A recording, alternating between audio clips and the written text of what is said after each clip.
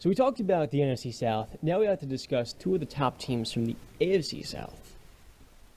The Titans yesterday made a lot of very big moves, releasing Taylor Lewan, Zach Cunningham, Rennie Bullock, their kicker, and Robert Woods after his first season. And in the process, they saved $42 million in cap space by cutting a handful of veterans coming off injuries. Lewan has had back-to-back ACL tears on the same knee, and Woods was not quite the same player last year. The Titans are a funny team to me, J-Rat, where they don't have any massive need, but Mike Vrabel has a lot of different boxes he needs to check off. It's kind of crazy. Ryan Tannehill, do you know how old he is? See, what, 34? 34 years old. He came into the league at 24. And he's also got a $36 million cap hit this season.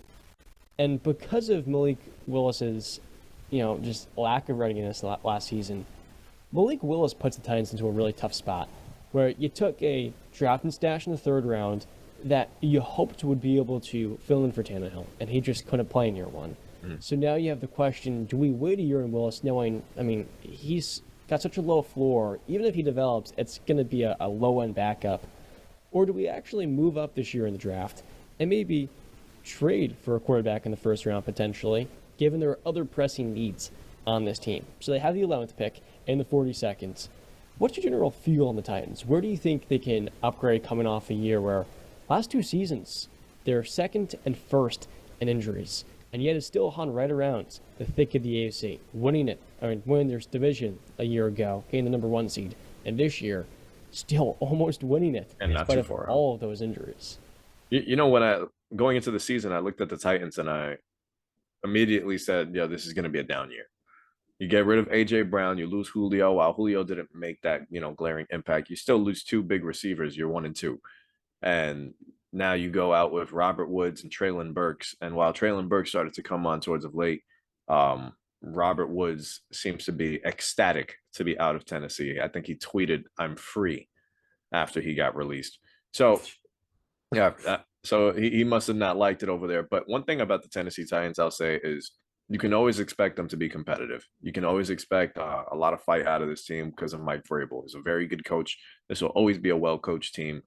Just missing that extra piece. And it's always been, for me, I've never felt like Ryan Tannehill was the guy to get them over the top. And while we might have seen his last days in Tennessee because that contract is a lot. So I don't know if they cut him, they'll be taking a massive cap hit, or if they trade him, I don't know what it will be like, but I could see them moving on from him at some point. I think Tennessee's just in this spot where you have an offense that's capable of a lot. And I'm not even referencing the weapons on the outside. I'm talking about the guy in the backfield who is an absolute nuclear weapon for an offense. Unstoppable. If he had an elite quarterback, if Aaron Rodgers was in Tennessee over the last 2-3 years, we might be talking about a Tennessee team that has visited the Super Bowl. Because we've seen this team get into the playoffs, and when it matters most, what happens? Their run game gets absolutely shut down after a while. And you're forcing Ryan Tannehill to beat you, and he hasn't.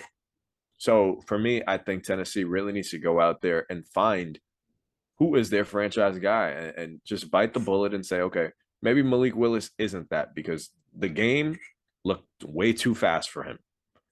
Way too fast. And Joshua Dobbs in his first game was dicing up Dallas. He's out playing Trevor Lawrence too, okay. Yeah.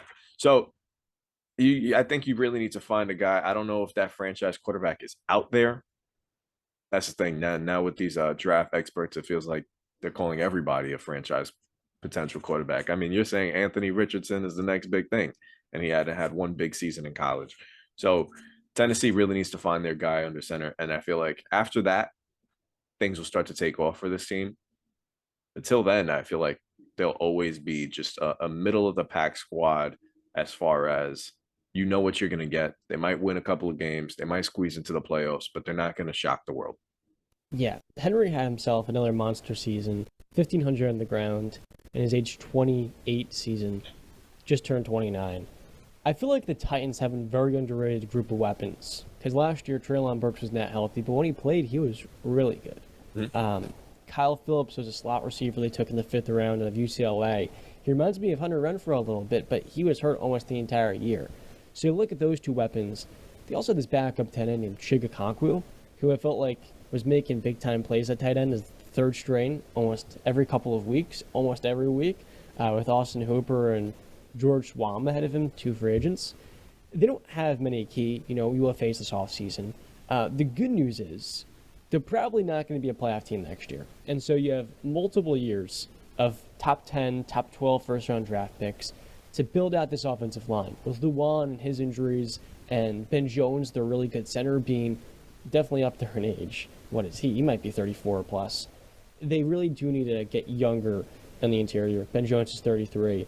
And I also think defensively, they have a good amount of work to do as well in the secondary. Christian Fulton has been pretty good for them. They got on day 2, but they just really don't have a lot of substance. Mike Vrabel will maximize this group, but the roster's not good enough either right now.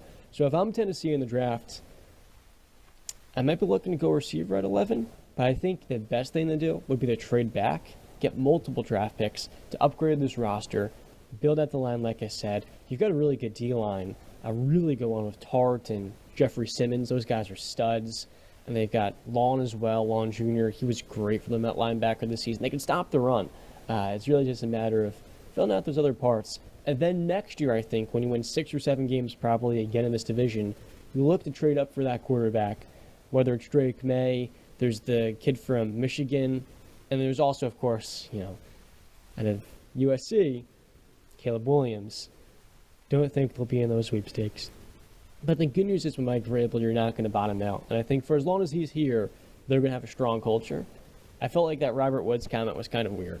I don't understand that because, he was brought in to be the number 2 receiver behind A.J. Brown. A.J. gets traded. This was a golden opportunity for him. He didn't play well at all. He stunk to death. So I don't know why he's making, obviously something behind the scenes. But, did they give you an opportunity to be a number 1? Well, he probably wasn't happy with the quarterback play. Could you blame him? The last month in December, I won it, yeah. But, Tannehill is fine. They lacked explosiveness. That was the bigger issue, besides quarterback. Yeah, check this out. Yeah, at 20 hours ago, at 1:03 p.m., he tweeted, free. And then next, he's already putting out, where should I go next? Maybe if you're good. He was good years ago, but, he did not play well this last season. So I can see him right back in LA.